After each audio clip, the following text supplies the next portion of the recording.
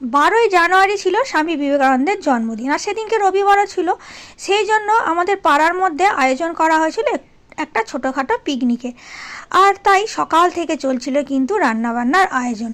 আর তার সাথে ছিল কিন্তু খেলা, ছিল খেলা বলতে মিউজিক্যাল চেয়ার ছিল, আর তার সাথে ছিল শঙ্খ বাজানো। মিউজিক্যাল চেয়ার কিন্তু দুভাগে বিভক্ত করা ছিল, একটা ছোটদের টিম ছিল আর একটা বড়দের টিম ছিল। তারপরে খেলা শেষে কিন্তু ফার্স্ট সেকেন্ড থার্ডের প্রাইজ বিতরণও ছিল।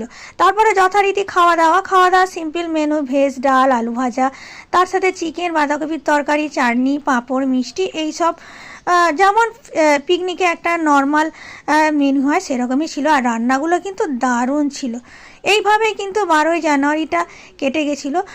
আর শীতকালটা কি বলুন তো, এই রকম পিকনিক করেই কিন্তু কেটে যায়, সেটা পাড়ার মধ্যেই হোক বা কোথাও গিয়ে ছোটোখাটো ট্যুরেই হোক, খুবই ভালো লাগে।